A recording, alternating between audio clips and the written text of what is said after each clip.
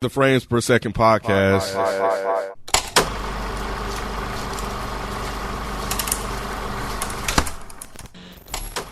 What's going on? It's your boy Nick. I'm here with the Frames Per Second podcast, and we are joined by Kenneth Bienge. Hola. Oh, wait, Nick. I don't know if I can say that. You know, black folks mad at Hispanics right now. I might need to switch that up. I meant to say that on the podcast. I don't know if we can let them say nigga no more. Like we gotta can't say nigga no more. Nope. That's it. Fat Joe and them. Nope. So it's a wrap for y'all. You say they can lean back with it, bro. It's a wrap for them.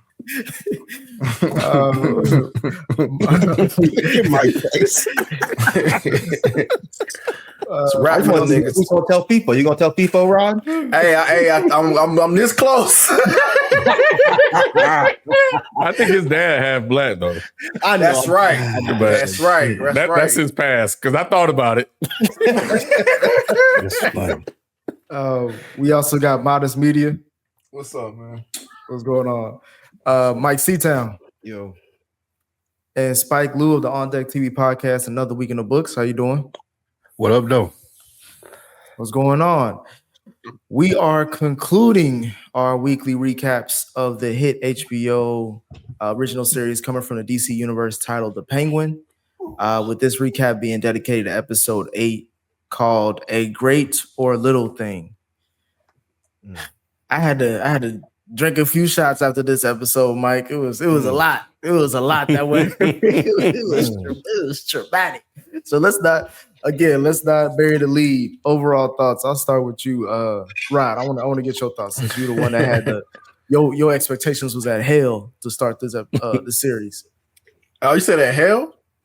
Yeah, you ain't give a fuck about this series at first. Oh, I did not. I was just like, okay, cool, we're gonna do that. But nah, man, it definitely has like exceeded my expectations of like this is one of the best shows of the year, man.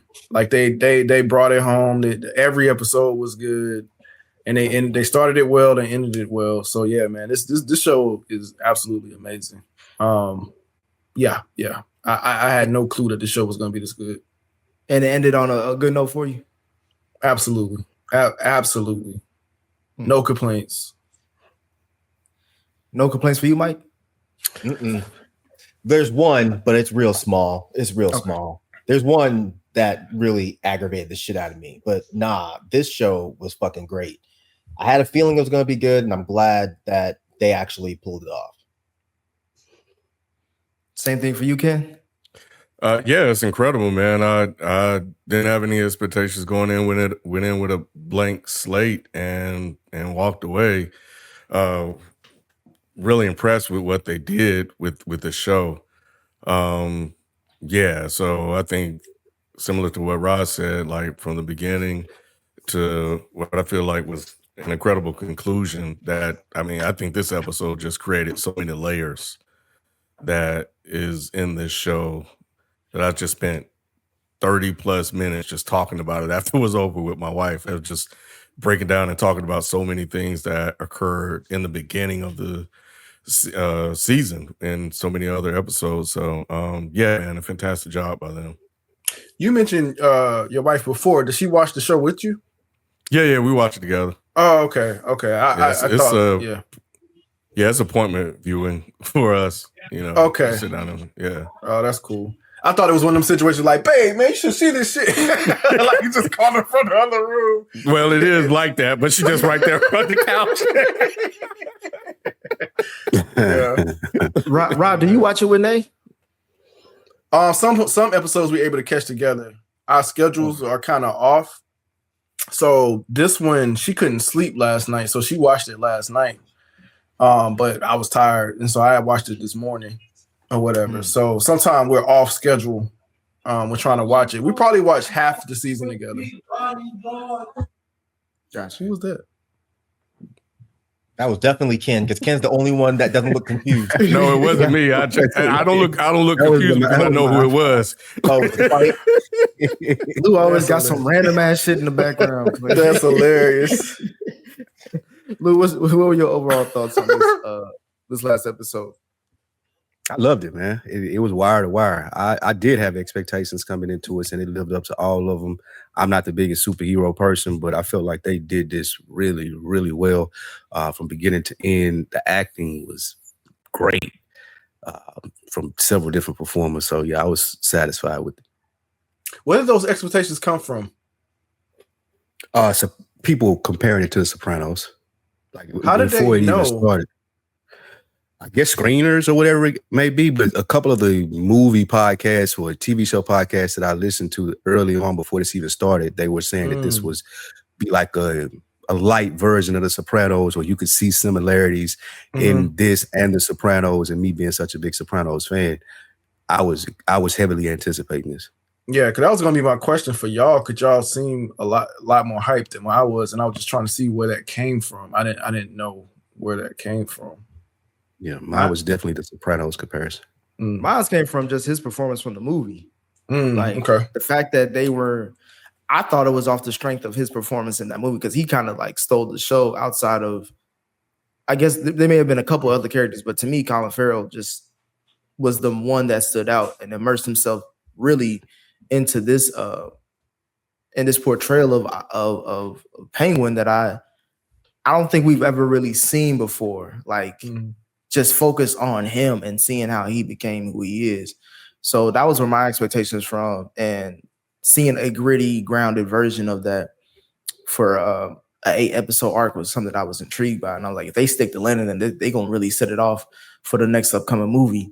And I thought they did. I thought this episode was, I know we keep saying week to week what's some of our like favorite episodes, or like they keep topping themselves, but I think this one is the one that sticks with me the most, because it was like you just get to see everything, like literally everything.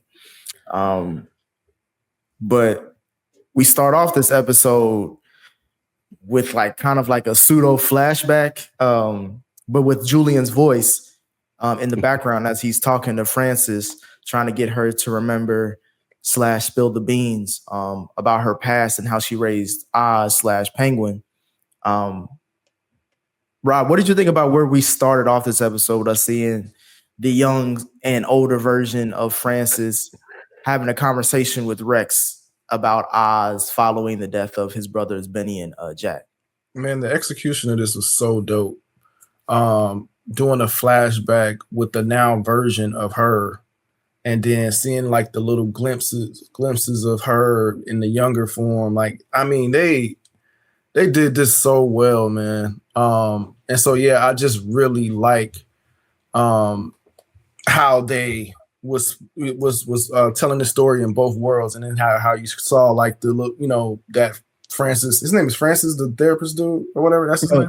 Julian, and Francis is the mama. Lady. Yeah, is the mama. Yeah, but yeah, man, I just really was like, oh man, this is gonna be so damn good. Like it started out so damn good, man. Just the way they executed that whole sequence of flashback with the present Francis, man. Like I really enjoyed that. What about you, Ken? Yeah, when she looked in the mirror and it was her younger self, I was like, oh, that's kind of cool. I thought she was just having a flashback, and it was kind of telling the story. And then Julian popped up. I was like, oh shit, that's actually kind of freaking dope how they did dope. that. Yeah. We got a lot of confirmations on some things that we discussed last week, which I thought was dope in terms of her knowing all along, and of course the body being found. So yeah, man, I think they did a good job of kind of filling us in on the story and not leaving any kind of things up to like speculation. They were like, no, you guys may have had questions about this. We're going to tell you the whole story, and we're going to eliminate those suspicions right now. And yeah, I thought that was dope, especially when I think you guys told me that this was only going to be one season. So I'm glad they left no stone unturned to a certain degree. Mike, were you surprised that she, as far as Frances, figured things out like as quickly as she did without even hearing from, like, even having to question Oz. What do you mean figured? What do you mean? Like, as far as like figure things out, as far as like Oz was, he was there, he was behind locking his brothers in the sewer, just based off the flashlight alone. Nah, this was vindication for Mike part 1. I told y'all this shit last week. Mm-hmm. That's what I said. I think it was just me and Ken. I think the rest of y'all were like, no. Or was it me and Nick? It was me and somebody. Nah, I think it was just you because I didn't. I think it was just you that said that. And when it popped up, I was like, oh yeah. I was like, damn. I said Mike was right. You know, I said that. I think the argument I had was we were talking about the bodies and whether or not they found the bodies. That was another conversation we had too, and we got an answer to that as well. Yeah, I don't think anybody argued with you about like she knew. I think it was the bodies thing and the Rex. And there was some questioning and the Rex. I mean, but the Rex and the Rex beat his dad. That was the only thing that didn't come together. Right.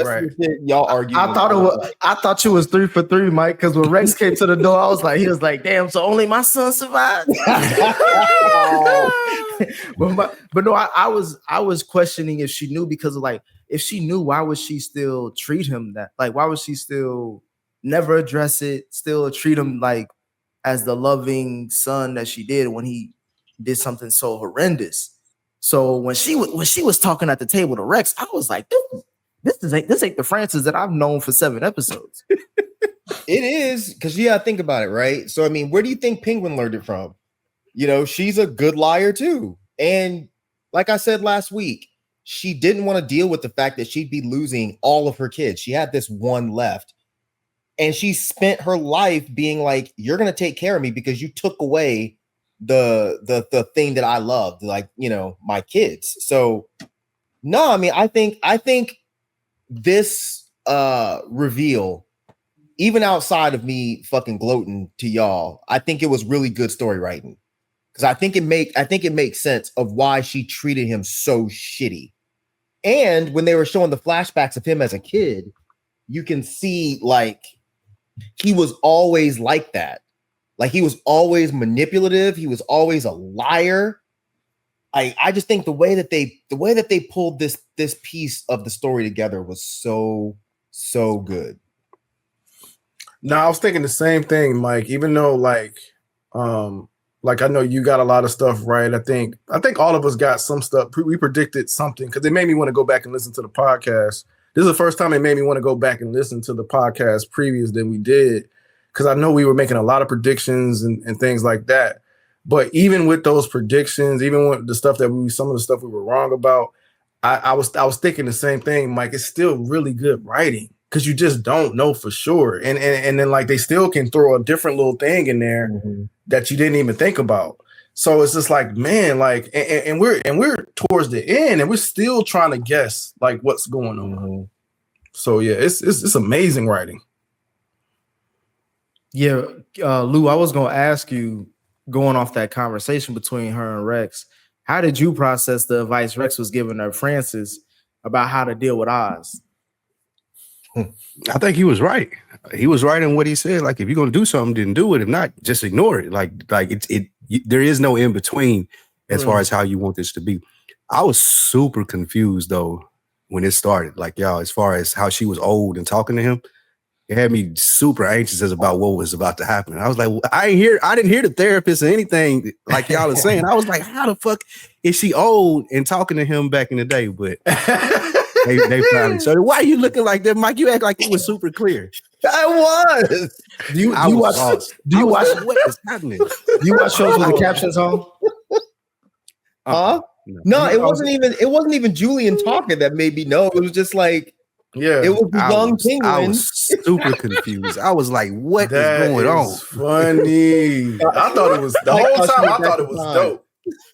I was confused as hell until they showed her sitting in the room with the red light. I was like, what in the fuck just happened?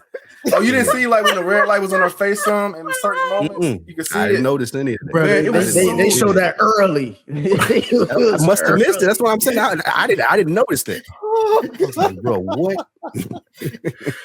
Yeah, because he was doing the voiceover, right? Yeah, he did. He's the first Yeah. voice you hear. Yeah. He's the first voice you hear. Completely went over my head.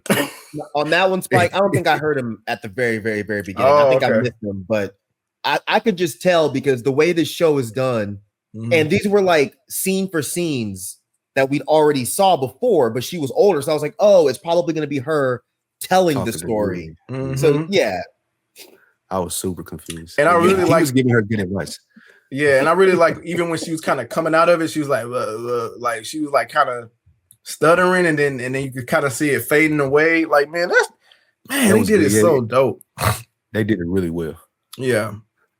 So y'all didn't think that she was gonna be upset with what Rex was telling her as far as like, look, I could kill this nigga if you want me to, or you could use that like his neediness for your advantage.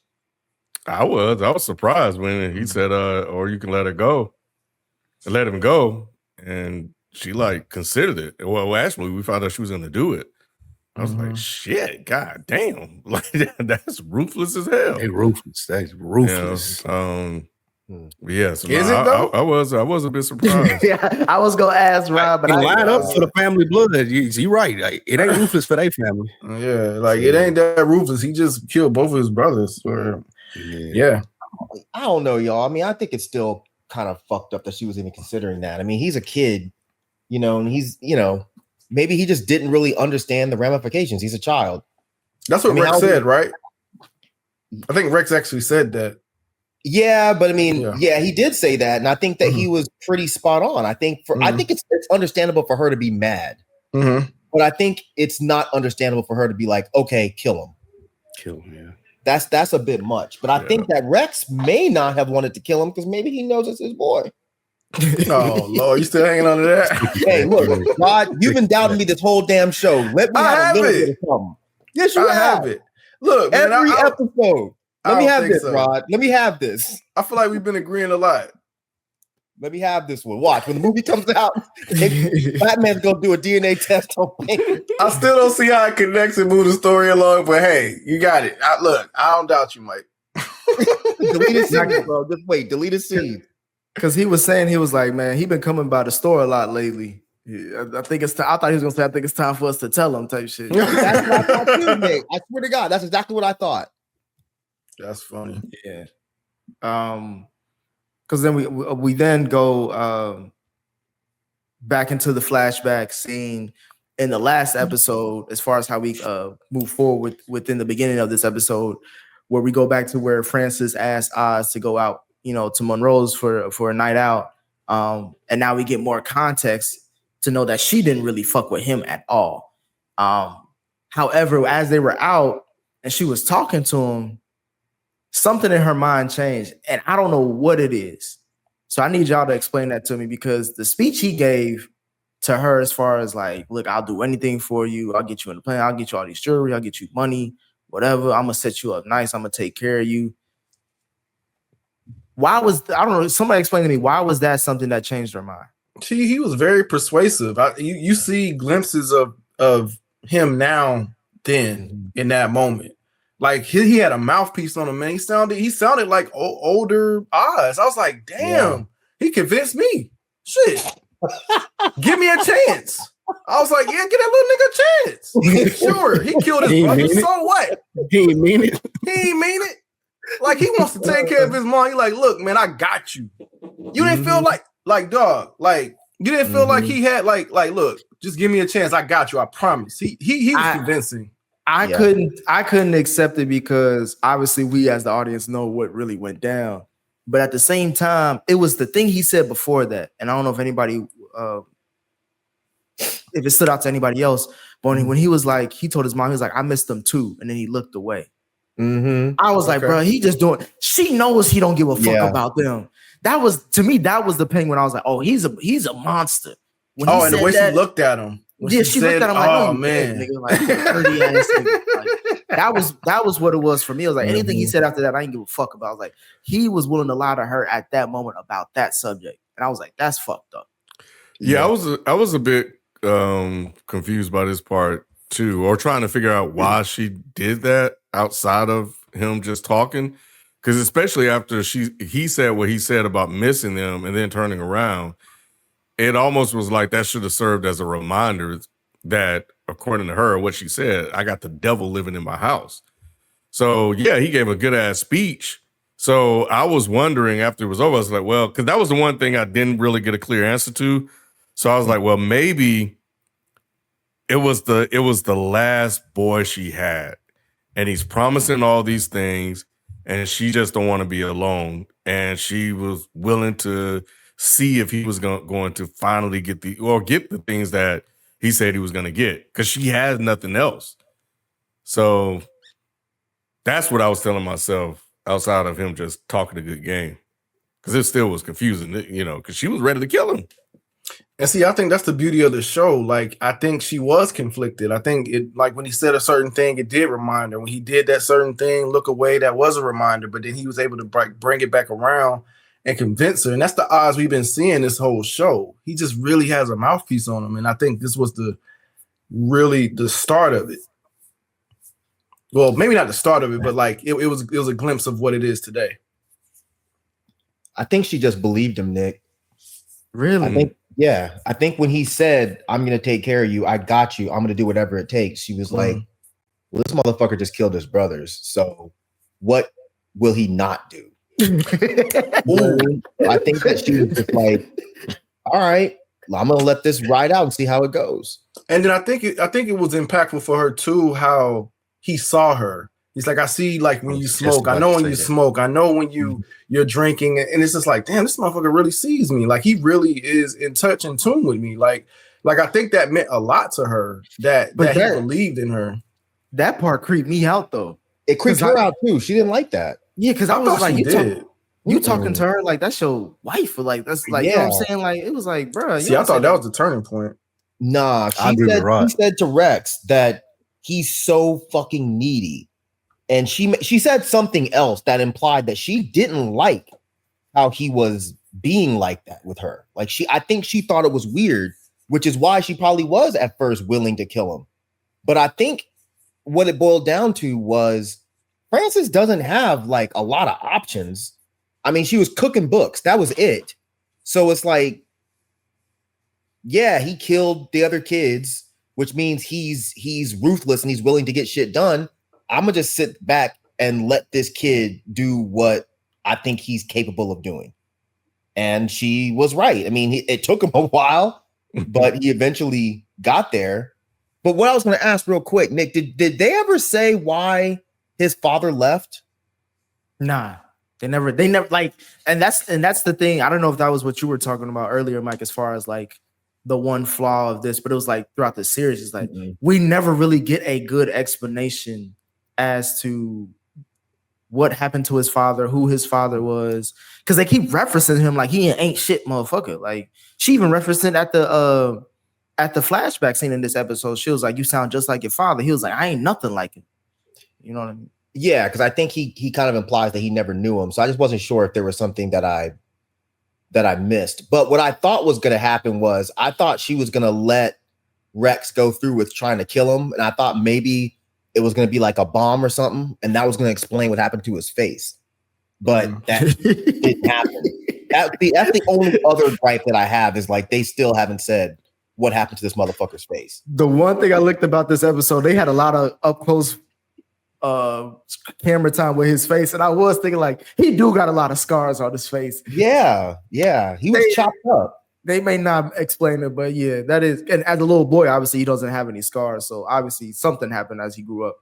But Lou, what were your thoughts on just like that whole early scene of this episode? I'm with Rod, man. I think the speech convinced her when he was like, "I see you," and he started going into the when you're smoking more or when you're laughing and you don't want to laugh and all of those things. I think that was a turning point that they convinced her, because we don't know why his father left. We don't see any other male figure in her life. Like, even though it is her son and it's super weird, I think someone telling her that I see you for who you are and I see how hard you work and what you do, I think that really meant a lot to her. It was like the turning point when she switched it up. Why would that be I guess I'm still lost. Why would that be such a turning point when he just killed her kids? Why would she be like, well, he cares about me to notice when I'm drinking a lot and notice when I'm smoking. It's like you said, though. What other option does she have? It's get rid of him and have no one, or at least have this little weird motherfucker who thinks the world of you and is willing to do anything, then you can manipulate him. Yeah, but those are two different arguments, I think. I think the one argument is the speech convinced her because she could take advantage of him versus the speech convinced her because she liked the fact that he sees everything about her. I think it's the former versus the latter. I think the latter would imply that she enjoys the fact that she has a little weird ass creepy kid that killed her other children. And also you got to think about, why did Rex even agree to kill her kid? We haven't even talked about that. Why would Rex even agree to do this? She wasn't going to pay him. So what would be the goal or the purpose of him agreeing to this? There's clearly some kind of deeper relationship between her and Rex. There is. And this episode, and I kind of hate how we just get to it in just one scene in the last episode of the series or the season. But like, for him to pull up to her apartment while she's grieving and saying like, "Oh yeah, what do you need? I can help you out." It was just like, I thought she was just your employee cooking your books. Like, why you so ingrained with this? And on top of it must. Season 2 might be it might be the daddy season, Mike. What if Rex killed the dad? What if that's why Rex is like taking care of them like this? There's no way I believe that Rex is just her boss. The dad just left and everything is just normal. There's something weird with her and Rex's relationship. And I think they were probably going to tell us what it was until they got fucking greenlit for a second season. And they're like, well, let's hold this shit out. Rob, what were you about to say? I think you were about to say something. I was just going to say, I think it was a little bit of both when he was saying, why would it be this and why would it be that? I think it's just a little bit of both, like as far as like him being able to convince her. And then she's saying, okay, maybe Rex is right. I can manipulate this situation to my benefit. So, yeah, I just think it's a little bit of both. And don't forget, Rex also said that he looks for boys that's in need of fathers. Right. And he said that oh, did he? If he wants loyalty, yeah. Yeah. Oh, He Mike said, but he has you, and he was pointing to Francis. He killed that dad, boy. I'm telling y'all. He killed their dad. I don't know why, but he fucking killed their dad. So he's not the daddy. So he's not. Why is he around? Why is he around? He's got plenty of weird cases. Why is he around? It doesn't make any sense. But I do still think that he might be Oz's dad. But I'm willing to let that one go as a reach. But he killed the dad. I guarantee it. He either is Oz's daddy or he at least a motherfucker. You know what I'm saying? let's move on. Nick been waiting all day. All day. We did cut back to present day Gotham and see Vic bringing up the cavalry to help Oz fight against Sophia and I guess the rest of Maroni's henchmen. Lou, were you inspired at all by Vic's speech to the gang leaders? But he see that his whole block fucked up. I was impressed that he's growing. I wasn't inspired at all by his speech, but he is growing into what Oz was trying to make him. So that was impressive, but the speech overall, no, I can't believe they bought that shit. And they didn't really buy it. I was saying they didn't really buy it. So yeah, his speech wasn't moving at all.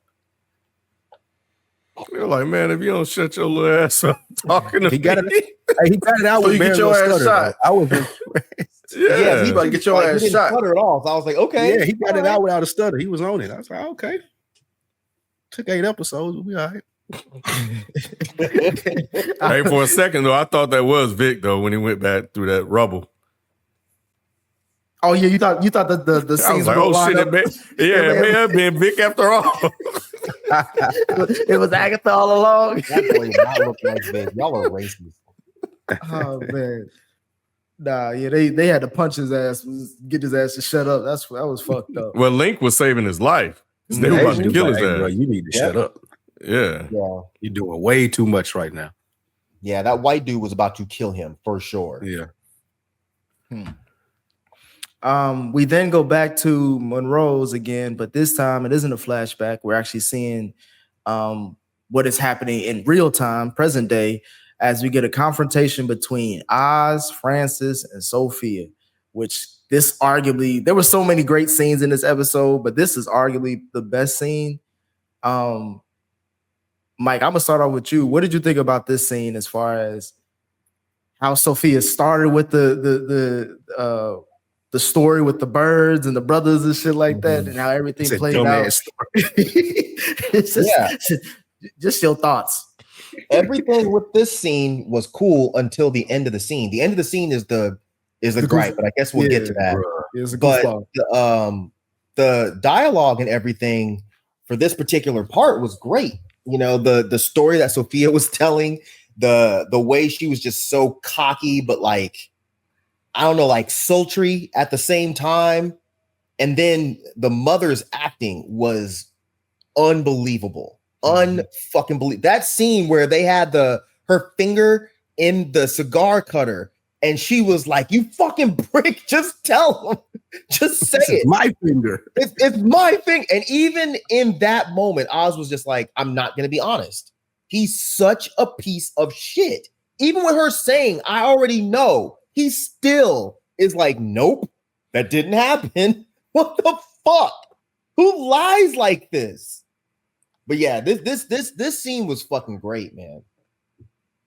Ryan, what was going through your head during this scene? I was like, she getting her lick back.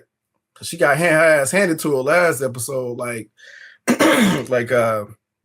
Francis was like, you know what I'm saying? Francis really one-upped her in that last episode. So this is the episode where she got it back. She got it back with the psycho analysis of this. Like, it was so smart to get in her head to use that against both of them. You're torturing these people with the truth. Like, it's not even you're not even threatening their lives. It pains them to even enough to accept the truth of this relationship for however many years this has been. So I thought that was a really evil thing to do to somebody. You know what I'm saying? Knowing that, like Oz just lies through his fat lips, like how she, they've depicted that. She just wanted to see him finally just tell the truth, and like it was eating him alive to not say anything. And Mike is right, man. Like, Francis' performance in that scene was incredible. It was even incredible when they had the gags on their mouths. Like, even that part was really good. It's just like, man, you could just feel that they really want to say something in these moments as she's talking. Man, it was so damn good. Kim, did you expect the things that Francis said, like, for her to say, like, in that moment, like just to let it all out like that? She was holding back from saying it until she realized that her son wasn't willing to tell the truth, because she knew the truth, but she didn't want to admit that she knew the truth to Oz for whatever reason. But I think when she realized that, when she remembered that he's the devil, that's when she basically confessed to him and took everything away from her, at least so it seemed, by telling him that she hated him every morning she woke up, and just all those hurtful, mean things to Oz, who loves the shit out of his mom. I love the fact that he wasn't going to say it. I like that he stayed in character like that. I've joked all the time, man, you just lie and take that shit to the grave. And he was willing to do that at the cost of her finger, because Oz was probably thinking that there was a way to get out of it, but he lives in his lies, and that's what he is. And I appreciated that. I think the thing that I was thinking about the most when I was watching this, I was like, Oz and Sophia are basically the same, just sort of in reverse. They both have parental issues. Sophia with her dad killing her mom, and then Oz killing his brothers for his mom. there's all these things that they have. Sophia killed her whole family. So how the fuck are you sitting here, got the nerve to even talk to me about what I did because I killed my brothers? You just murdered your whole fucking family. And you got the nerve to sit here and chastise me and talk about me like that. But her ultimate goal was to break Oz, and she felt like she accomplished that when Francis stabbed him. And that's when she was like, all right, mission complete. Before we get to the stab, hey Lou, did you see the face that Sophia made when Francis got up and said, I hate you for what you did? I hated you your whole life. I ain't never stopped hating you. She looked at, she was like, God damn, I didn't expect it. She was like, oh yeah, whoa. She like, oh, that's the tea right there. I've been waiting on that. No, that was great right there. Like the acting by Sophia in this scene. The mom did a wonderful job. I agree with y'all. Sophia, again, Mike said in the beginning, being like sultry, but still slick, like crazy. Like she was playing the finest line of like, and the dress was great too. But she was playing the finest line of being like, man, she is insane. Mm-hmm. But this played out so well. I think Sophia played this great. My only problem was with the stabbing part of it too. But his mom, when they were about to cut the finger off, and like when you said Nick, she was like, "Fuck you! I never liked you." And like how Oz was processing that, man, this was great. Yeah, in that part, right? Like it's he was just like well, I think we were talking about how he just, Ken was saying that how he just lives in his lies. Like even that part, like when she was saying, I knew all along, he's like, no, your head's all cloudy. It's like you're lying to the person that knows that you fucking know the truth. You're trying to convince the person that absolutely knows the truth. Like this nigga be really lying, bro. Like bruh. It was a good idea to try to trick her back. Cause like he could be like, you got dementia. You don't know what the fuck you know. You don't even know what day it is. You literally this morning thought you were back in time like Spike did at the beginning of the episode. You thought you were back in the old days. Oh Jesus! I give him credit for trying it. Yeah, I'm like Ken. I respect it. I'm like, no, he stayed true. I'm just saying he stayed true to who he was. Like, yeah, he does not back down from that. I was just surprised that she broke the bottle and stabbed his ass. I was like, God damn, like yeah. I thought that was fake. Real. Yeah. I thought it was. I thought they were dreaming again. Yeah, I didn't think it was real. Dreaming again. Because it's not easy. Like people think it's easy to break a bottle like that. Because I tried one time at a bar. Yeah, it's not easy to break a bottle like that. She fucking just blah. Using a bar fight like that. It's hard, like for real. Like you cannot just break a beer bottle the way they make it seem like in movies. It's gonna shatter all the way down to the snot thing. Yeah, it's gonna take you a couple hits before it breaks. It's easy. It's easier to break when it's opened as opposed to when it's impossible damn near when it's closed unless you just. How do y'all know this? How do y'all know this? I used to drink a lot, and I got into a couple of, stuff happens, bro. Don't worry about it. I was about to say, you asking too many questions, bro. Right. I was just pleading the fifth. I just Mike's like, say it again. Boom. Say it again. Wait. Before you say it again. Hold on. Wait. Don't say it yet. Don't say it yet. Say it again. You gave it to somebody else. Hey man, break this for me, goddamn. It ain't working. Oh man. So after Frances stabs her son, she ends up having a severe stroke. When in the climax of confronting Oz, and Oz takes this as an opportunity to escape with his mom and a shootout with Sophia and her gang. Mike, I'm with you 100%. One. Why is it only like 3 guys that Sophia has the worst security in the world in Gotham, in my opinion. And on top of that, you let a nigga on a club foot not only have his mom over his shoulders, but able to maneuver out and dodge bullets, like without even the mama getting shot. Like I told y'all last episode, he be moving on that foot. He be moving on that foot. I told y'all. Nick, this was out of the entire show. This was my least favorite scene of the entire show. This actually really did bother me, and I thought the show was going to be a flop after this because I was just like, "This is stupid." Like this is not just minorly stupid. This is extremely stupid.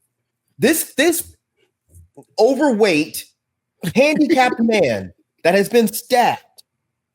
He somehow manages to jump up, shoot all these people, grab his mom, and then fucking clubfoot waddle out the club, and they couldn't shoot him. Like, everything for this show so far, even though it's been fantastical, has been fairly grounded and fairly realistic.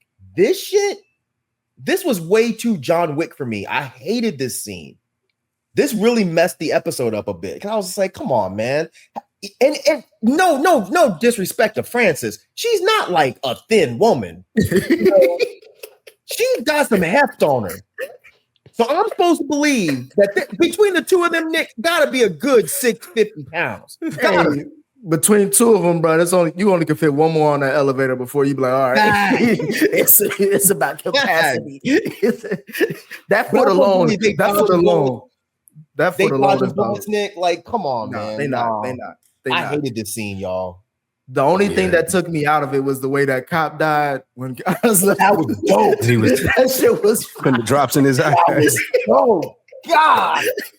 I was waiting for it to happen. I was like, they about to shoot him right there. That shit was hilarious. I forgot about everything else after that. I was like, bro, that shit was comedy. I'm with you, Nick. Yep. Yeah. Breaking out of the chair was unacceptable. Unacceptable. That was Spike. unacceptable, bro. But it would break. It would break though. If that big ass man fall in that chair, it would break. How's this fat ass gonna get up that quick? I told y'all. I've been telling y'all, like, he moves.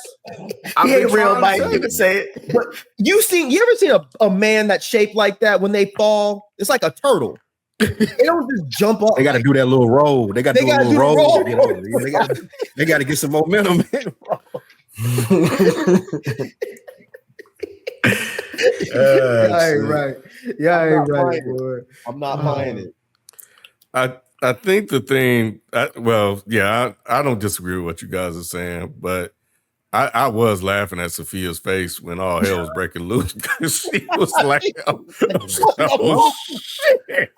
And then I think Julian came around because I think Julian came through to grab her. I think he was like, what the fuck? Or something like that. Was I the only one that heard him say something like that? Like, what the?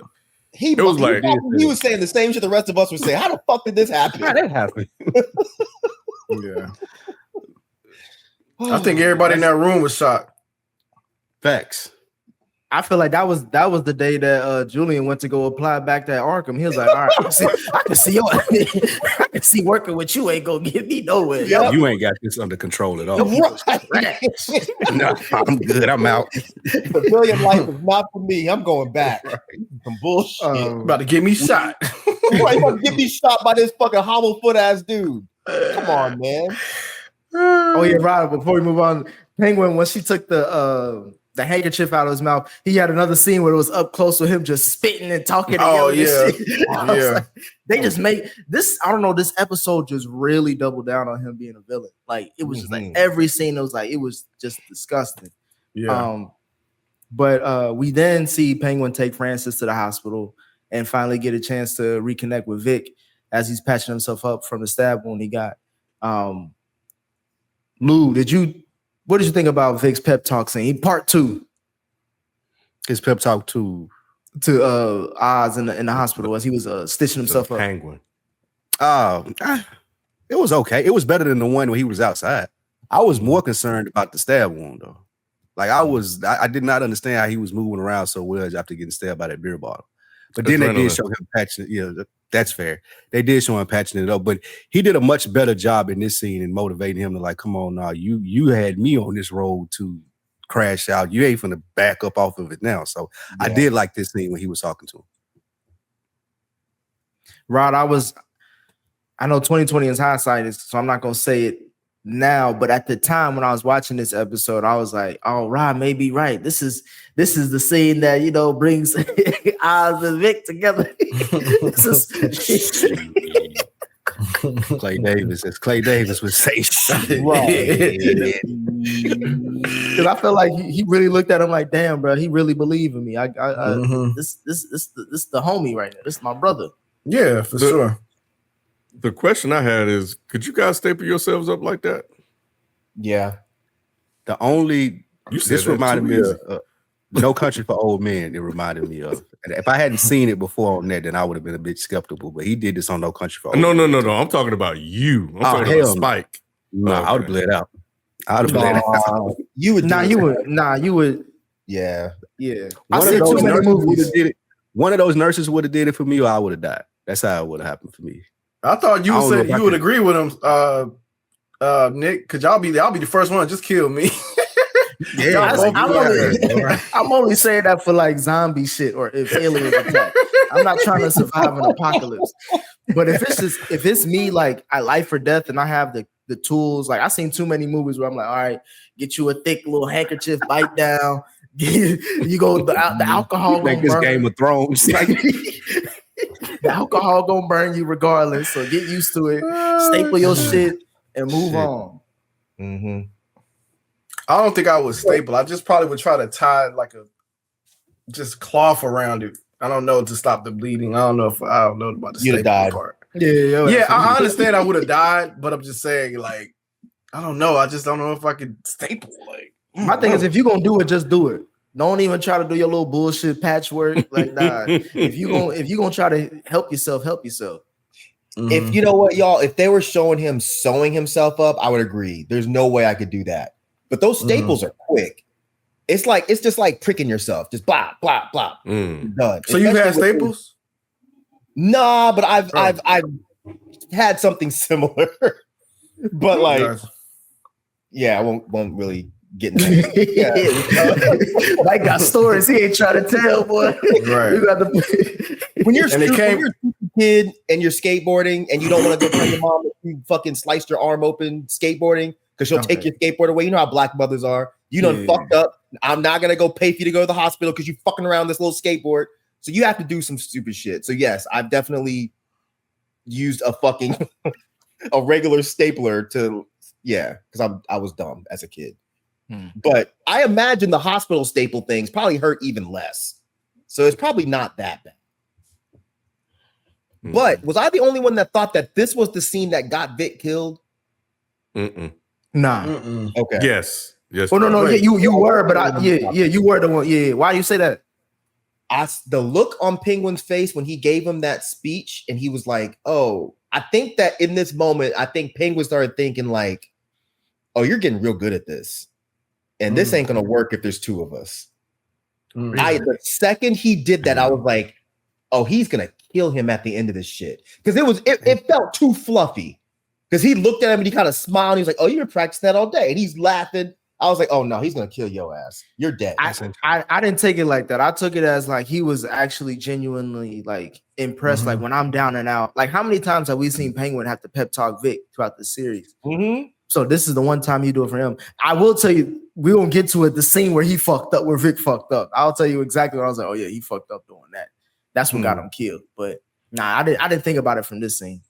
Yeah, I think that he was just like, I don't want competition. I think that's really what this boiled down to anyway, is I don't want no competition. He doesn't want another version of himself. And I think that's what Vic got fucked up.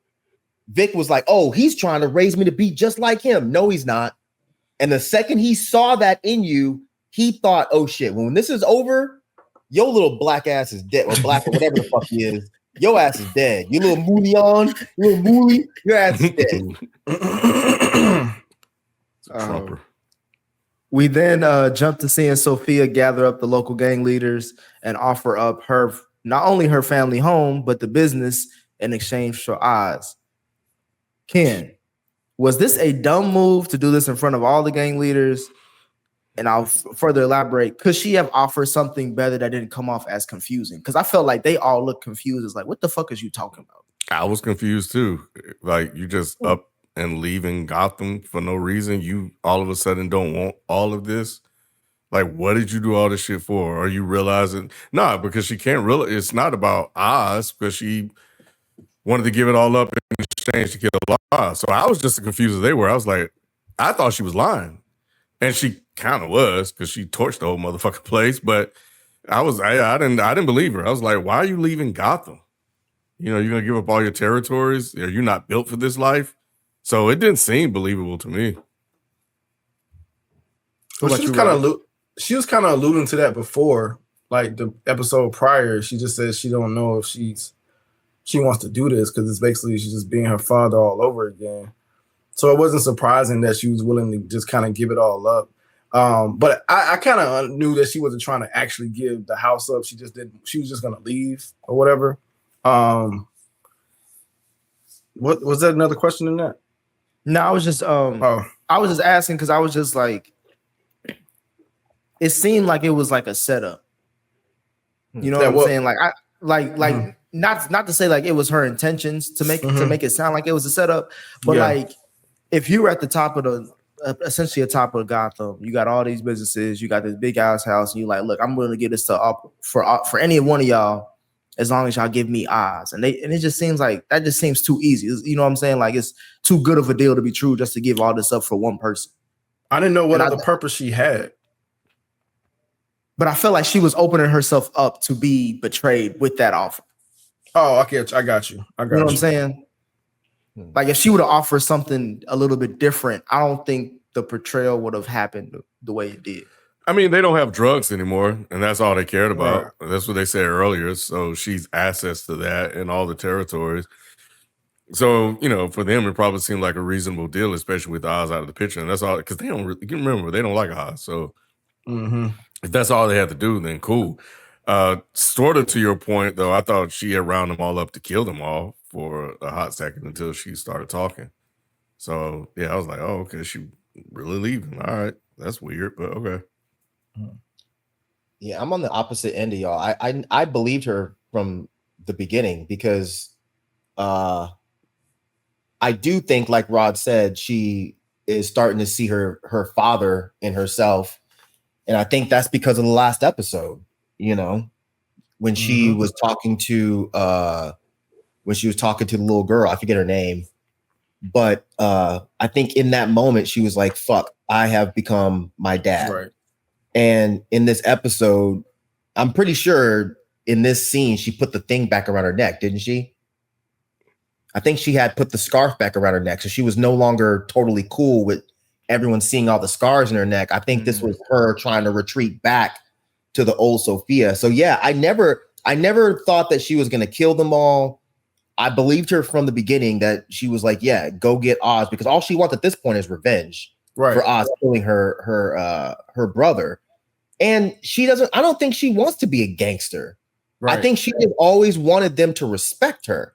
And at this point, I think she feels like she got her respect. So what else is there for her to prove after she kills Oz?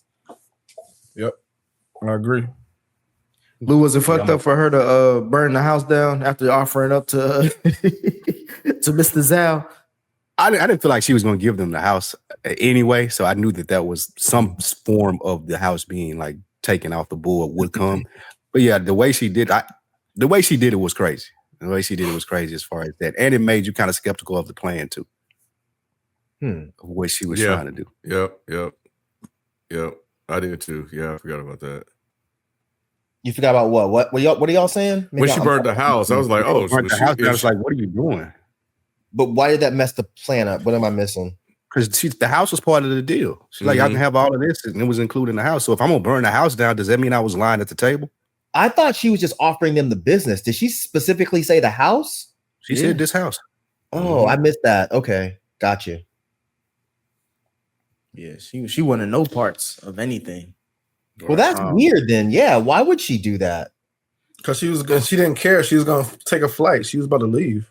No, I know, but why? But she should know that. I guess, yeah. Once they brought Penguin to her, they wouldn't know the house was burnt down, so it wouldn't make. That's why she wanted. That's why she wanted to meet at the hangar. Got it. I follow now. Okay, that's fucked up too. You think you getting a big ass mansion? And she was like, nah. Territories. Yeah. Damn. I missed that whole piece. We then see Oz go to the courthouse to speak with Councilman Hattie to make a deal, while Vic gets a call from Link, who tells him about Sophia's plan. Mike, what did you think about the conversation Oz had with Councilman Hattie at the courthouse? It looked cool the way they shot it, but I don't remember what the conversation was, to be honest. He basically laid out the whole plan to pin it on Sophia. Oh, so he was just that was, I thought it was dope. Man. This dude is really good at manipulating. He's really good at thinking quick on his toes. Like, I was like, he's really about, like, that's a good ass plan. Like, that's a good ass plan. You convincing him, like, yo, you'll seem like a hero, you know, this, that, and the third. Like, yeah, man, it was a really, really good plan. Was that his plan or Vic's plan?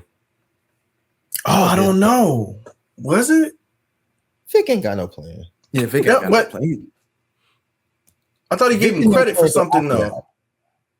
That was after that. I think Vic's plan came in once Penguin left, and then saw all the Zhao, whatever the fuck his name is.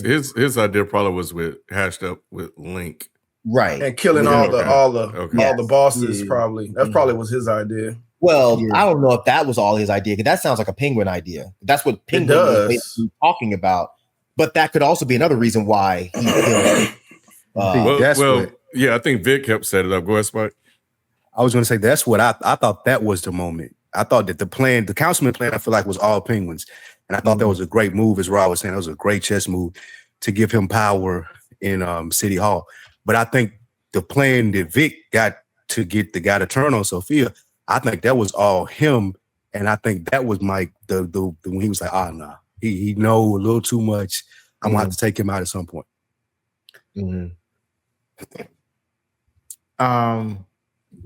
We then okay, you had something to say, Lou?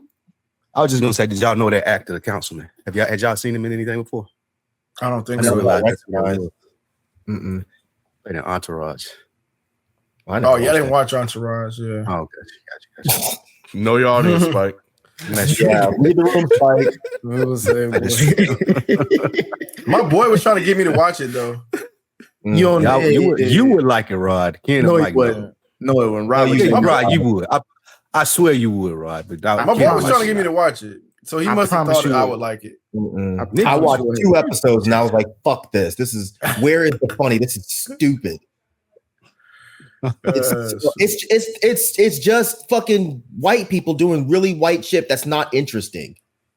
Like, you know, it's not true. That's not true. What? It's almost word for word the truth, right? Thank you, Nick. I like a lot of white shows where they do white shit, but at least it's interesting white shit. These motherfuckers just riding around being rich. That's true. We then see Oz get taken by Link and his gang, as we also see Sophia burn up the family household, but also heading to the airport hangar. Did y'all immediately, real quick, I'm sorry, did y'all immediately think when Vic wasn't out there, did y'all think something was up, or did he had made a plan? I don't know when he came out there. I thought Vic was out there. He was on the right. He wasn't in the car anymore. Oh, I'm sorry. I thought you were talking about the hangar. Me too. Yeah. I did too. Okay. I was surprised to see he wasn't in the car, and I didn't know like what we were supposed to think of that. Here's the thing, Spike. The second Link called Vic, I was like, he's setting Vic up. So I thought what happened was they snatched Vic up, and he was in the car with a gun to his head, and Penguin was going to be pissed off because Vic fucked the whole game up. That's what I thought happened. Gotcha. And I thought they were trying to do that to trick us into thinking that, but I wasn't 100% sure. I was like, because I kept bouncing back and forth. I was like, oh, don't trust Link. Mm-hmm. And then when he was gone, I was like, damn, he trusts Link. Link betrayed him. Then I was like, well, maybe it's a little switcheroo. So I was going back and forth, but I was like, they're probably trying to trick us. Yeah, I was going to ask y'all when we at the airport hangar, were y'all surprised that Mr. Zhao wasn't in on the double cross? They popped his ass quick. No, because the double cross was Link and Penguin. Mm-hmm. Zhao wasn't in on that. Well, yeah, of course he wasn't in on it. He didn't know. He was clearly left out. But yeah, that's when they did the whole deputy thing, killing everybody. I absolutely loved Penguin's face and Sophia's realization. Yep. Man, that shit was so fucking good. She knew she was fucked because little small smirk that he did was perfect. And then she recognized that smirk and was like, fuck. They got it. Then bow. I was like, wow, damn, this was good, man. This was This scene was really good. And how And did it was she? too late for her to do anything, too. She even though she knew it was just too late, she was like, "Damn, he got me." Yep. All she And could that say was- was "thou." And that was my thing. It was like, I don't know. After so many times being double crossed and being lied to and betrayed by Penguin, it's like you should at least have a plan B for whatever. Like you pulling up for another exchange when the last one was just last episode. He was gonna do some shiesty shit to you there too. It was like, You know what, Nick? She's not good at this. She's not. She's not like a gangster. That's what we were saying before. Like, I think she's crazy and she's psychotic. I think she's very smart, but I don't think she's good at being a gangster. She didn't think about like, oh, these guys are going to double cross me, because all she's thinking is, I just offered them all of this business. What could go wrong? And I'm about to leave anyway. She's just not good at this. And to speak to that point, all of her plans have failed since the first episode. Whenever we introduced to her, everything that she's tried to do, from the mushrooms to the many times that she trusted the penguin, like everything failed. So Except killing her family. Killing her family. Yep. But everything else, you're right. And shit, that didn't go 100% the plan either. Right. Oh, the looks wrong. Right. Yeah. Y'all are right. Damn. Yep. I didn't even think about that, Spike, but damn, that's a good call out, bro. Mhm. Yeah. well, after killing off her henchman, Penguin takes Sophia for a ride as her driver, like the good old days. Rob, what did you think of these scenes between them two in the car? Nah, this was dope, man. It's a cool callback. Like I said, just again, man, really dope writing to bring this like full circle or whatnot, and just them have this moment. Yeah, man, it was really dope. And then just like you said, like we said earlier, just you see the flashes of the plan of them killing off all the bosses or whatnot, and just him and that going along with what he's saying, like y'all too busy eating off this plate, not realizing other people are starving. Like, I thought that shit was just so good, man. Like the way he delivered that speech to her. It's like, but at this point of the series, and maybe even just the episode, does that just sound like bullshit rhetoric to you? That he's because clearly they were feeling like that. Clearly they were feeling like they were getting overlooked, and this is something that he's felt like it's so crazy. Like he was at a place where he emboldened the bosses, inspired them to do something, and then he put himself in a place to inspire the people that were under them to do something. It's like he plays everyone. Like it's amazing.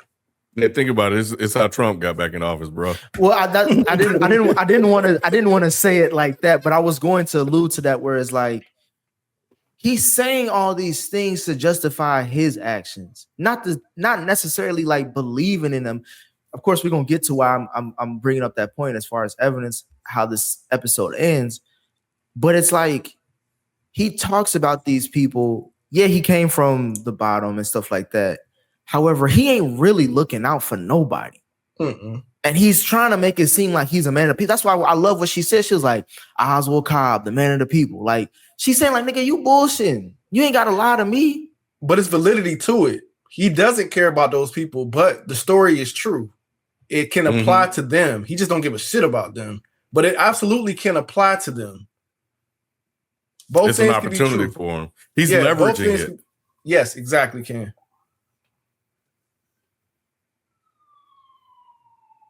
You all right?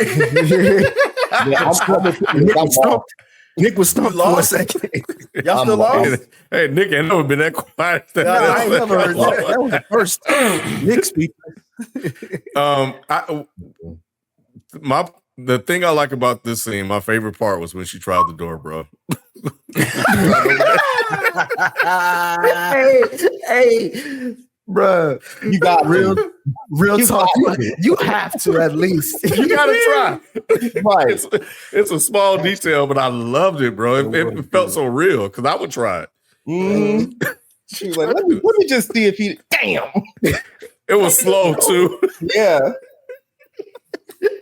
She's like, I can definitely outrun him if I can get out of the car. He's not gonna catch me. Right. Let me just see if this will work.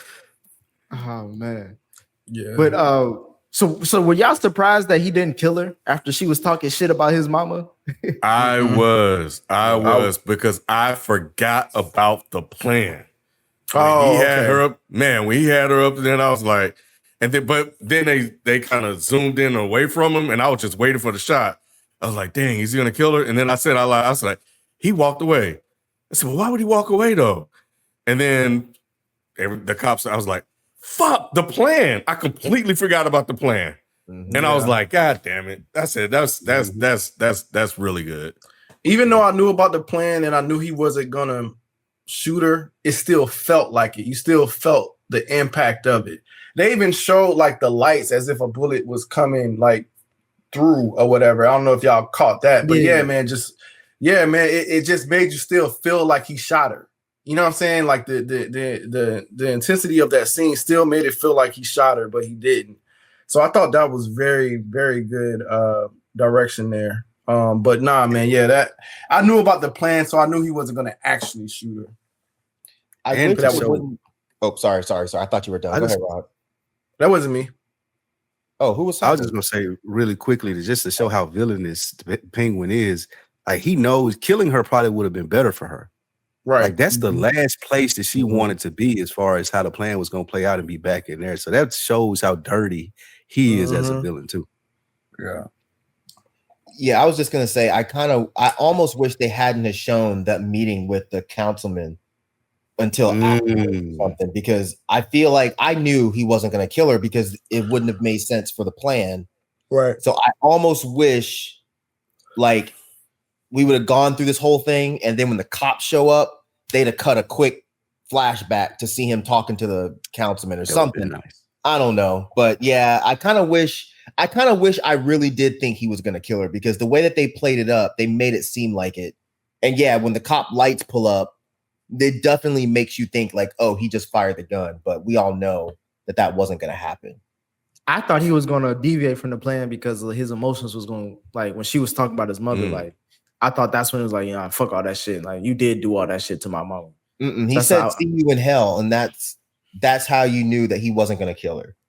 And she said, I'll save you a seat. Yeah. But I think all the shit talking based on everything that they've done added to the tension, because he does go off script when people start poking at him. Yeah. But yeah, if y'all ever forgot about the plan like I did, it was definitely a better scene, because you sitting there like, oh shit. Like, what's gonna happen? I forgot. Was it smart to keep her alive though? Yeah. Yeah. Well, she got 13 bodies or something on her. But like they didn't know she was the hang. Well, he pinned the hang man thing on her. So all the those bodies, she should be the bombing. Yeah. You're right too. No, she didn't get pinned for the hangman stuff. I thought he said she was the hangman. No, that was earlier. She got out for that, remember? But I thought he reiterated that as far as them catching her again. I thought I heard that in the plan. Well, that's a nickname she has, so that's why they just ran with it again. Gotcha. Yeah. I don't know. I can go back and forth as far as how smart it was to keep her alive. I don't know. Because like at the end of the day, like couldn't he have pinned it on just about anybody? Why Sophia? But I don't know. Either way, I think that gets her off the board as an enemy, and she don't have any connections now. It ain't just 10 years. Like even though her dad put her in there, the connections made it where she got out as far as not having to be in there for life. Now she just in there. She don't got family or connections or anything. It's over. No, I got that part. What I'm saying is a bullet takes her off the board. But I mean, I guess I was thinking like he could have just pinned the entire thing on somebody else, but it might just not have been as believable as it would have been with Sophia. Right. And they don't have the name, the branding that Sophia has. This is the hangman who was in jail. Yes. So it carries way more weight than some rando. True. Yeah, I just thought it was very risky for him to pin it on her. Because I was like, well, what if she can prove that it wasn't her and that it was actually him? But I don't know. It still worked out. And he kind of wanted to suffer, right? He knows that she's going to suffer in that place. Mm-hmm. It was the better plan.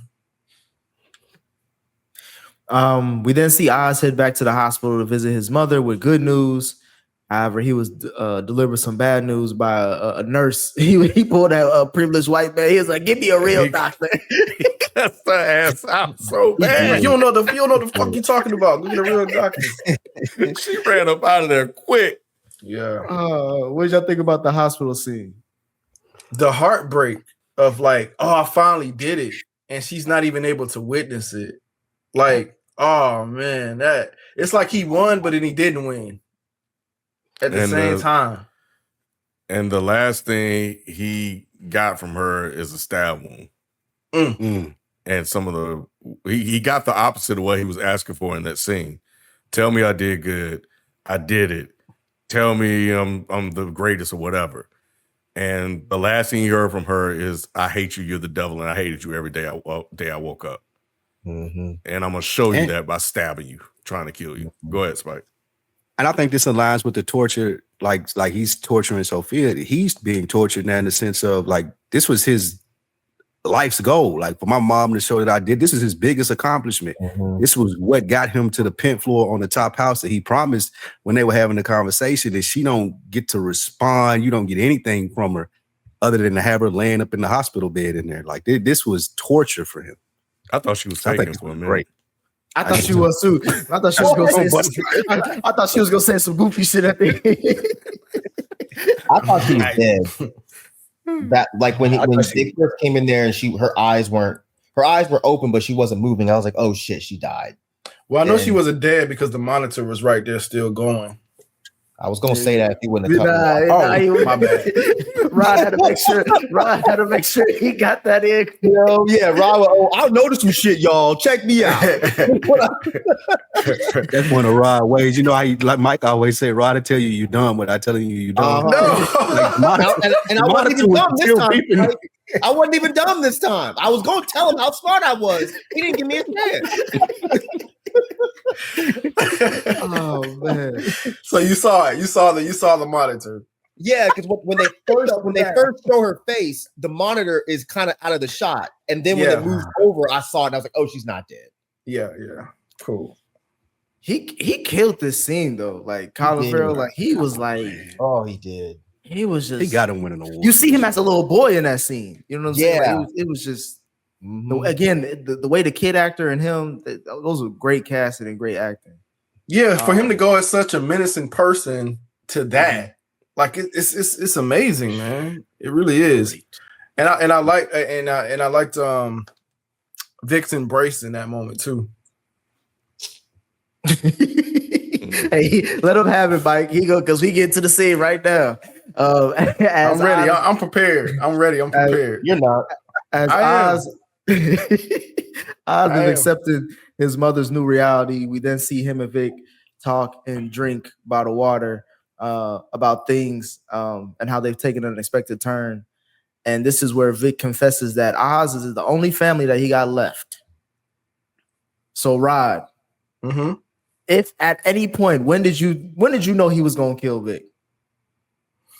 You remember last episode? I was like, when he killed his brothers, I was like, damn, maybe y'all all right. Y'all, he may not care about Vic. This was I know, especially for me, because I've been like Vic. He cares about him. I know y'all been on the opposite end of that. So for me, it hit harder. I was like, God. Well, I assume it hits harder, but yeah, but nah, man, it hit hard, man. Like just him begging him not to kill him. Like, man, this was a amazing scene. I was like, they really are doing this. I couldn't believe that they actually are doing this. And this is what sealed the deal for the show for me. I was like, they really went there. They had this man kill him. And so, but I think I was gonna say I disagree with Mike earlier, and and I know this is just going towards our narrative of disagreement.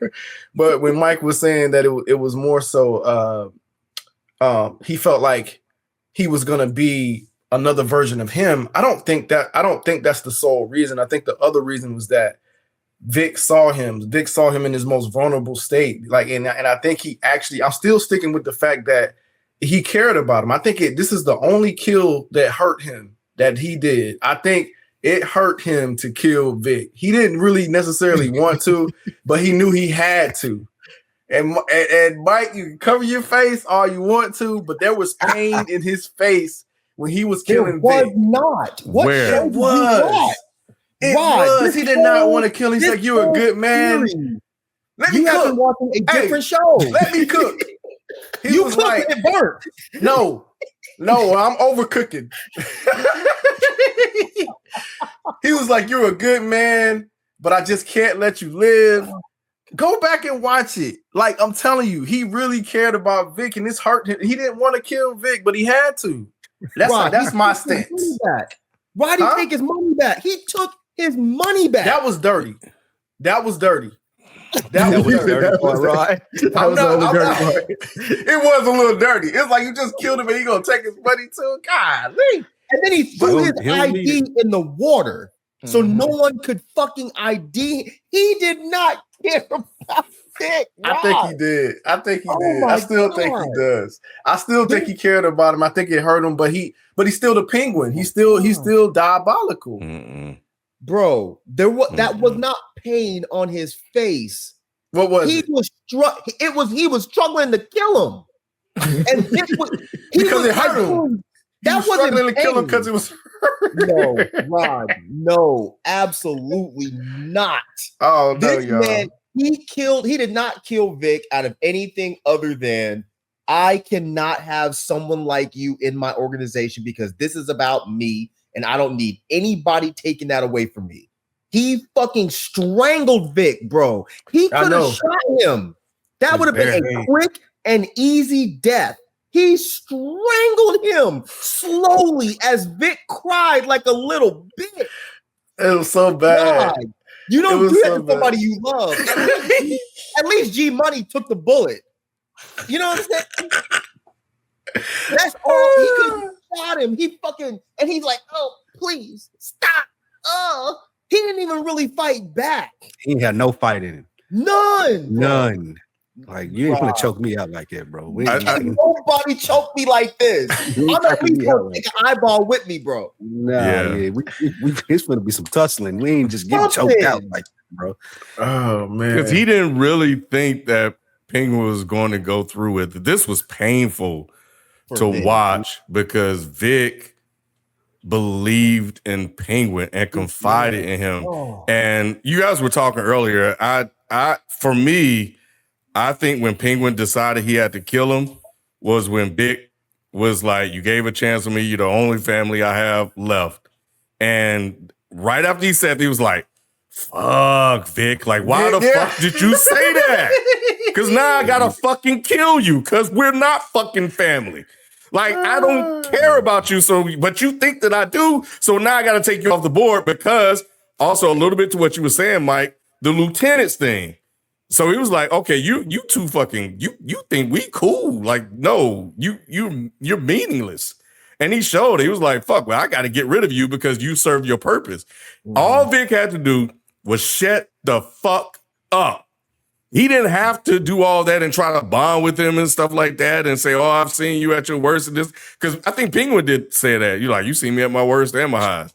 And then that's when he started talking. But when he was like, fuck, Vic, and that's when he took him out. This shit was painful, but I loved it because I think it gave us a final answer to the debate about Penguin caring about Vic. Well, for everybody but Rod. No. I think ultimately, he cares more about himself and his mission. But I still think it was a little bit of care there. Nah, you're wrong, but it's fine. There's just no way, bro. Want to admit that he was wrong, y'all. That's all. No, it's not. No, I promise that's not it. No, No. This is not about being right or wrong. I don't care about being right or wrong. It's just how I interpreted it. That's it. Rod always said that. He's like, it's beyond being right or wrong. No, Rod. This is just how I feel. I'm like, this seems pretty black and white. Rod said it's great, bro. No pun intended, kid. Rod said it's great. They told me to point out in Reddit how this was comparable to a scene in The Sopranos. And no, well, I don't want to ruin it and anything like that. But there was a couple people in Reddit that tell it. There's a scene in The Sopranos that they got from this too. Was that person that killed the other person? Did he care about that? It's the exact same situation that Rod's talking about. And you don't. It's a debate. It's still a debate to this day. If he did it because Sopranos, man, I might go ahead. I might go ahead. Sopranos is good, man. Sopranos are good. Oh, I know what you're talking about. I know what you're talking about. Spike. Yeah, it's the same situation. Yeah, you're right. And people still debate to this day, like the debate that y'all are having. Like, is he just a sociopathic piece of shit for doing that, or did he do it because he cared? Y'all, you know what? If he had not reached in his wallet and took that money out and threw his ID in the water and just walked off, I would give y'all a little bit of grace.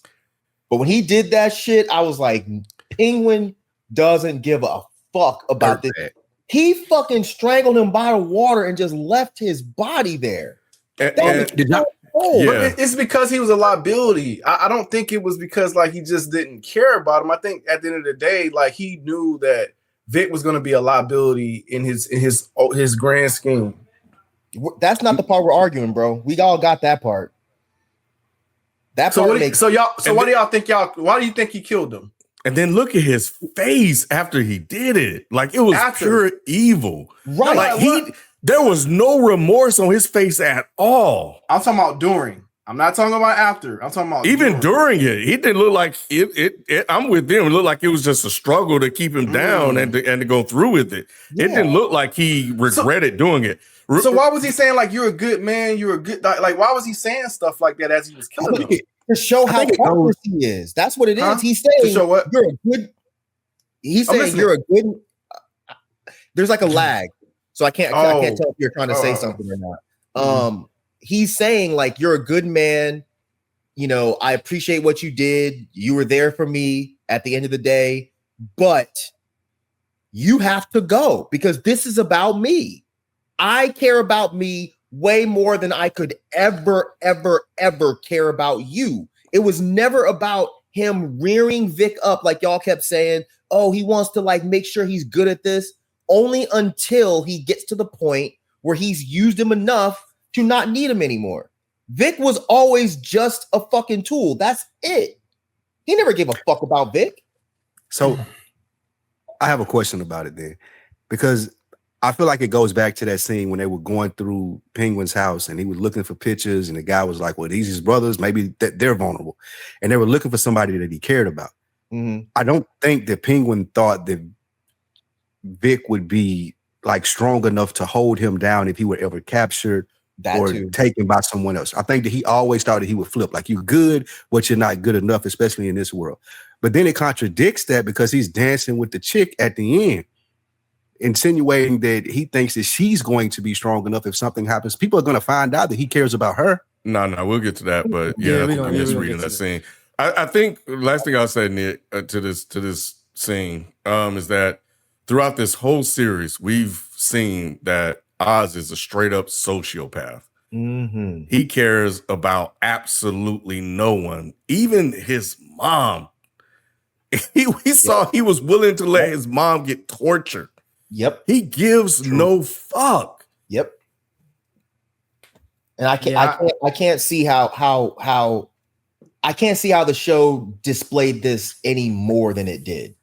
The fact that he didn't even give his mother the one thing that she asked of him.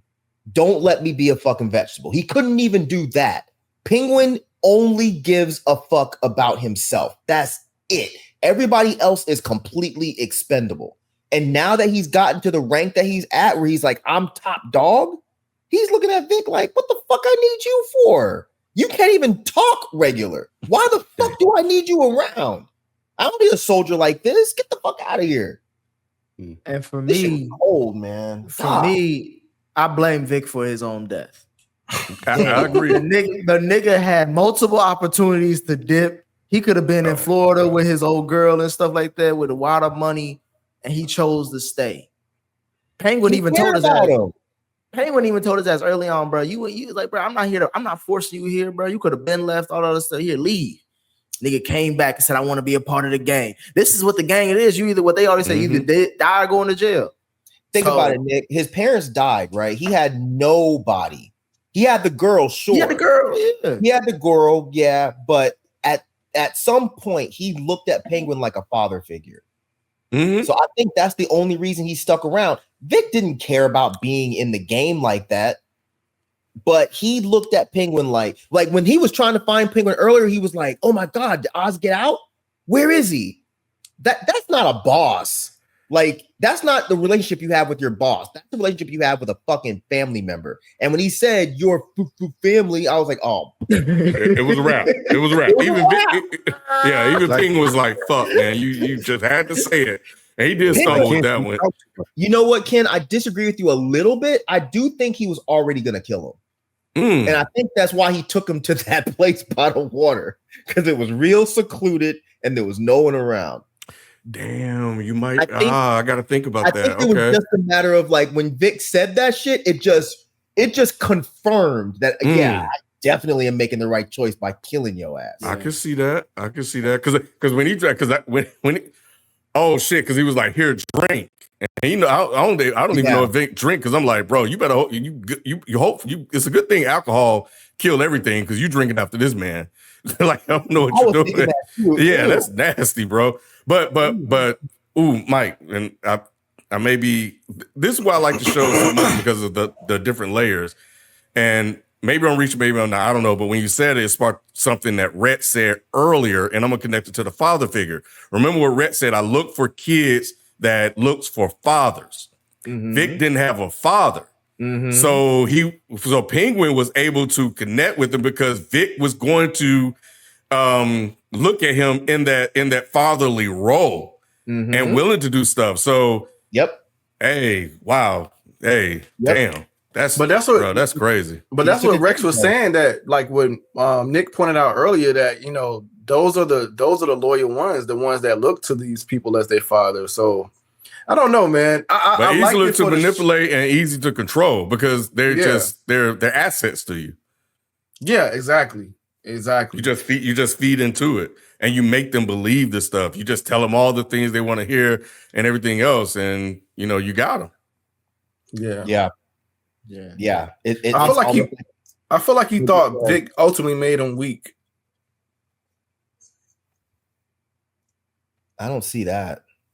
I can see that as far as like him thinking like he's close enough to where he could hurt you and a loose end, I guess. But Vic was a liability because when all the lieutenants, the seconds were killing the first, in my mind, and one of you guys said it earlier, I was thinking about Vic. I was like, well, shit, Vic might try to do that to you.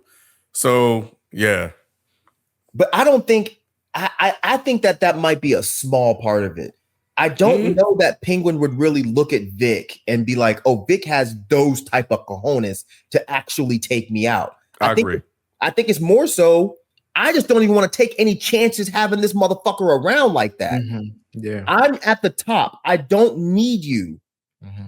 Now, I disagree with Penguin. He needs somebody, because you always need a second in command. So it was kind of a stupid move for him to kill him like that. Vic was going to be loyal. Mm-hmm. So even though I understand from the show's perspective why they did it, from Penguin's perspective, it was just like, why, dude? Yeah. So I agree with you there. I'm glad we agree there, because I was I was thinking the same thing. Like, dang, man, he would have been like a loyal henchman, like your side, your second in command type guy. I don't think he would have betrayed you.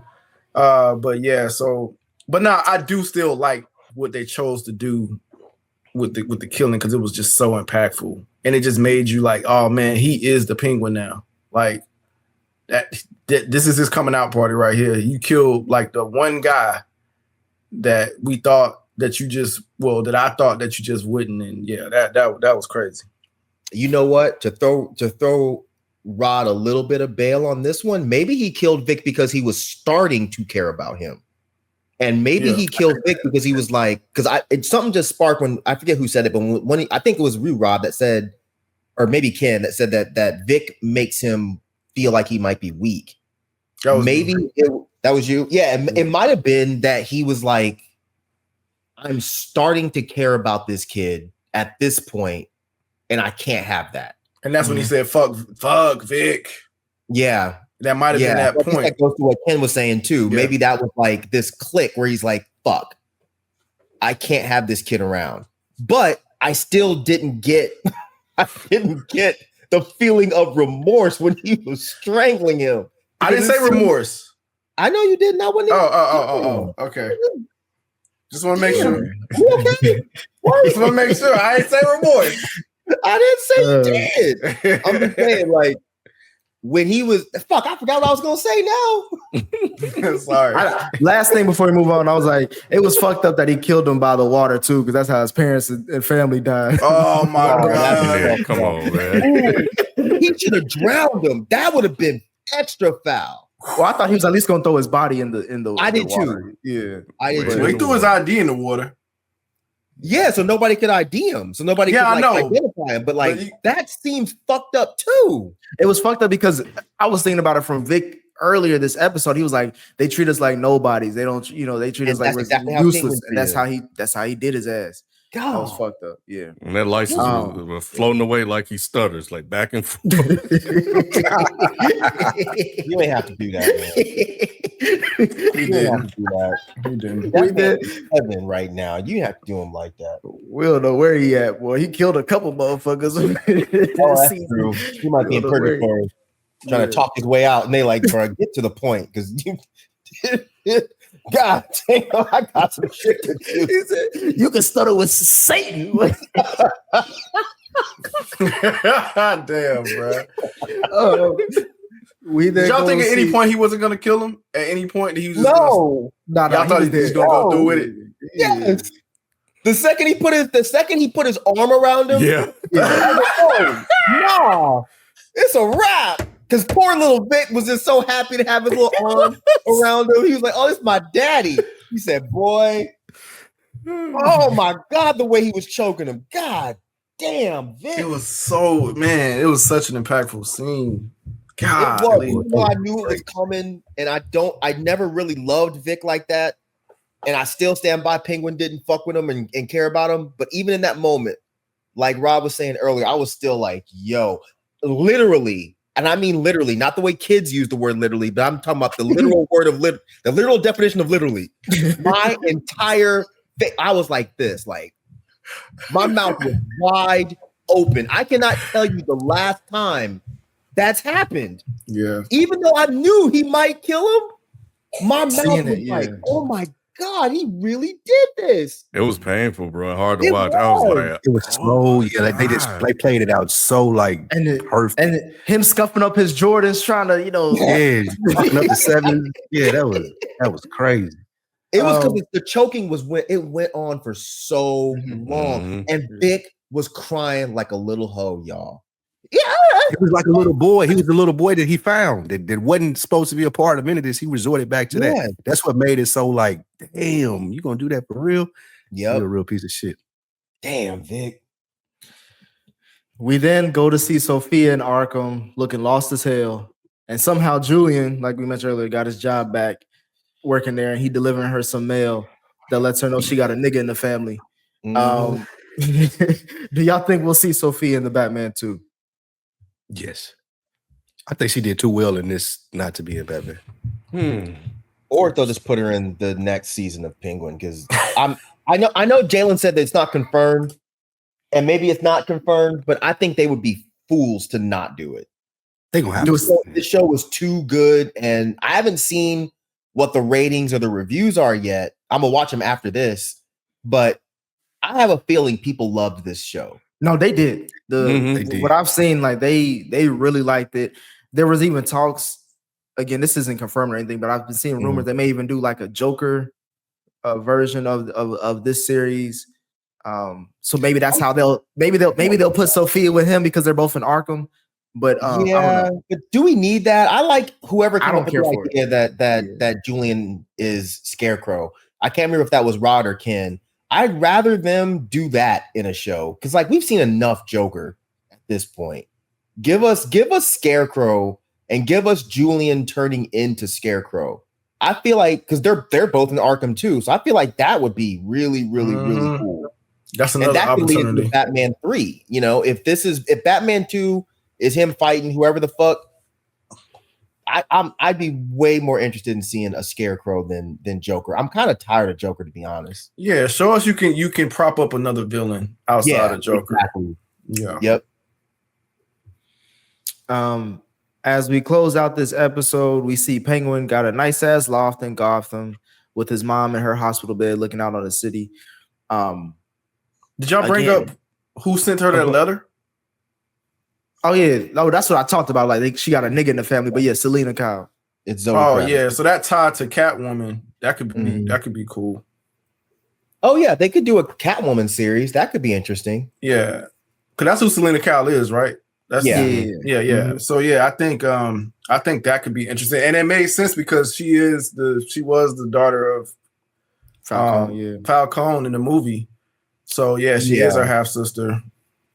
But you got to think, why is she writing her and why is she reaching out to her? I know in the comics she kind of goes back and forth as like a hero and a villain, but I kind of wonder what their plans are for her. I don't know, maybe just to connect it, because we know that she's out there and exists, or maybe just trying to connect them in this world, possibly. Because I don't know, I have no idea what they're gonna do with that. Yeah, I was more surprised to see saying. Julian walk in. I was like, did your ass quit? Maybe he never quit. Maybe he just told her that. I don't know. I feel like there's still questions that they left. Yeah, but they don't feel like questions that they fucked up and didn't answer. It feels like there's just shit that we don't know, which is fine. Yeah, 100%. So how fucked up was this ending? Seeing Penguin in the penthouse with his mom crying. He talking about Sophia, I know it's beautiful lady. She's like, nigga, I want to die. I'm crying because I'm with you. This was another part, man, like that just added more, just additional layers. I mean, you guys somebody already mentioned it. I think it was Mike. Like, she said they had a whole ass conversation about her wanting to die. And Penguin is such a master at lying. And it sounds really believable. Like he lied to Vic so smooth. He was like, yeah, Sophia stabbed me. So now I have to question if he lied to his mom about saying he would kill her. I think we got the answer though. But man, it was like she never wanted to live like that. And his selfish ass is not only has her up there fulfilling what he said he was going to do, but is downstairs doing play. And she looked scared. Eve looked scared. Did she? Yeah, when she was on his shoulder, she looked like, oh man, shit. I thought he was going to kill Eve, honestly. I was like, yeah, I did too. Yeah.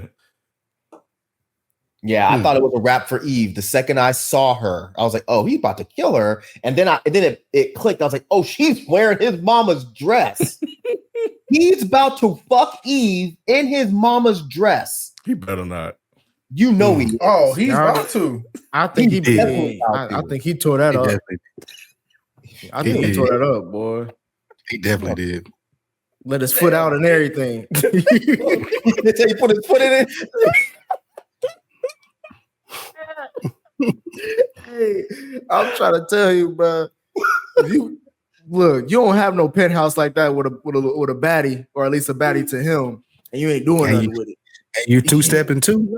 One step, 1.5 step. 1.5 step. 1.5 step. Ain't no half stepping, bro. Nah, real talk. Yeah, I was like, yeah, this I'm glad they cut it off because it was about to get disgusting. That ending was perfect. That ending was perfect. Him talking to her like that was his mother, doing the same dress on, and in the same dress. Nah, this ending was perfect. What I thought was perfect was when he was telling her to say it, but she was like, yeah, there's no one that's gonna stop you now. And then you see the Batman light in the sky. I was like, yeah, perfect. That was dope. And we got an answer to that too. We were wondering if that was gonna happen. We didn't know how, but it did. I think we threw that out, like the whole bat signal, stuff like that.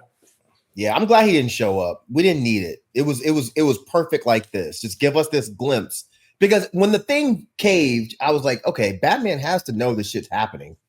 Where the fuck is he? So I guess if we just factor in, this might be a day later. Okay, Batman.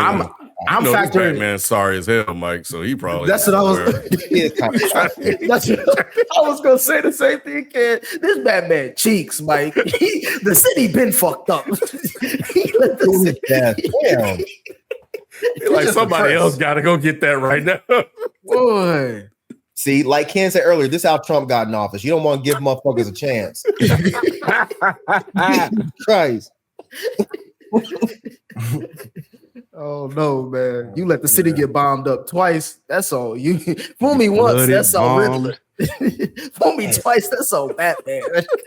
Man, he can't be everywhere at the same time. What Bush say for me 3 times? Y'all are harsh. For real. Hey, kid, J. Cole tried to tell us about this, and that's all. No role models. That J. Cole too? No role models, Mike. Jesus Christ. Can't fool me again, bruh. Oh shit. Man. Yeah, man. I'm sorry. But yeah, this was crazy. Nah, it was dope. Jalen said he want to pop on. So he got some things to say. Hurry your ass up, boy. What you want? All right, so I just want to say, Spike, you let the Sopranos down. By the way, there's a whole lot of comparisons that you could, as a Sopranos fan, you should have been like on it. Like the I don't want to spoil enough for people that haven't seen it though. But you don't really. So you talking about the last scene? Not even the last scene. I mean, you talking about Penguin, like the comparisons that he has to Tony, like like the relationship with his mom.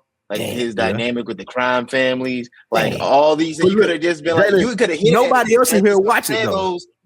It don't, like you're supposed to be the Sopranos aficionado. Like you're supposed to just be telling people these things. You know what I'm saying? Because they kept hinting at why this was like the Sopranos, and that's the main thing is, and also rooting for evil people. Like deep down, even though we know the Penguin is evil, and like everybody's in this doing evil shit, we still kind of root for everybody, and that's like the appeal of the Sopranos. It's like none of these niggas are good people, but we still root for them in a way.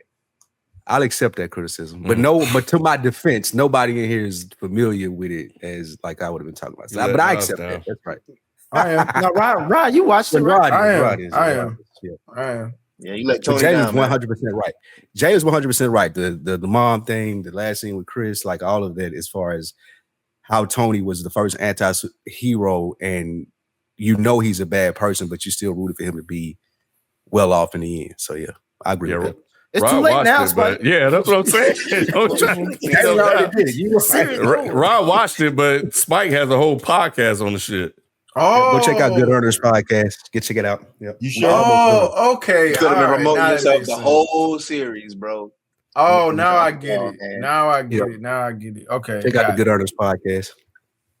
Wait, that was it? You just came to criticize me. Yeah, I thought it was more. Jesus. You just came to kill me, Spike. That's all I came for. Like, I mean, I didn't really have I will say the Batman that y'all talking about. Hey, fuck y'all. That Batman, he cold as fuck. He only 1 year in. Let that nigga be, bro. It's year one. It's year one Batman. Yep.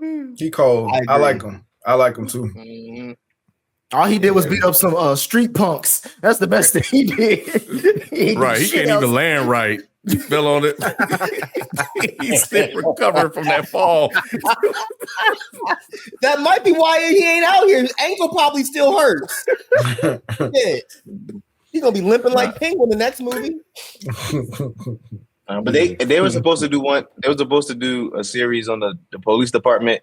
I think they like canned that one with Jim Gordon with Jeffrey Wright.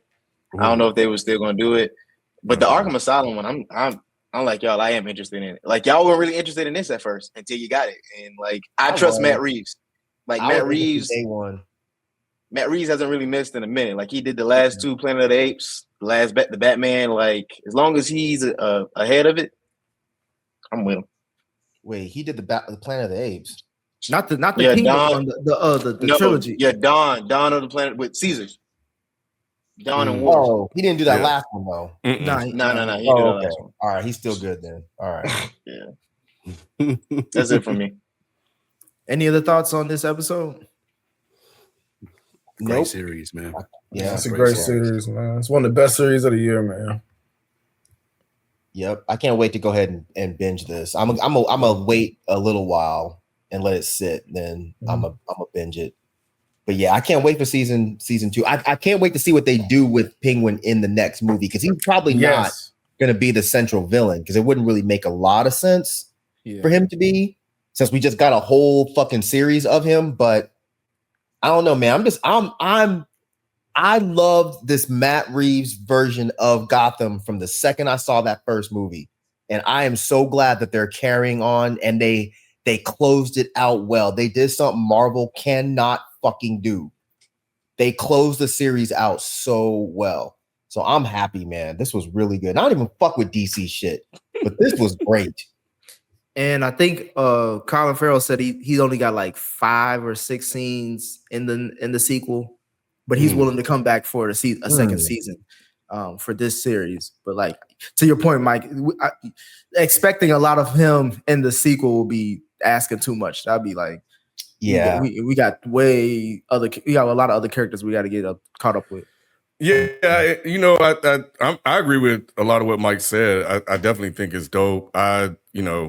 Penguin is kind of one of Batman's wackest villains. But they really made him compelling and very interesting in this show. Like he did not come off that way at all. And just to see him in the tuxedo and the top hat kind of just put the cherry on top. So it was really dope. Yeah, man. So it'll be interesting to see how or what they do with the other stuff. I don't know about Arkham Asylum nor the Gotham PD, but I think that they could do that very, very well as well because, no real superheroes are involved. So it just comes down to great storytelling. Yep. And I think what he did with this, I would trust him to pull that off too. All right. Well, those are our thoughts on the season finale of The Penguin. Please let us know what you guys think. FPS Podcast is our Reddit thread. That's also our handle for IG and Twitter. And we'll catch you on the next series. We out. Peace. Peace. The Frames Per Second Podcast.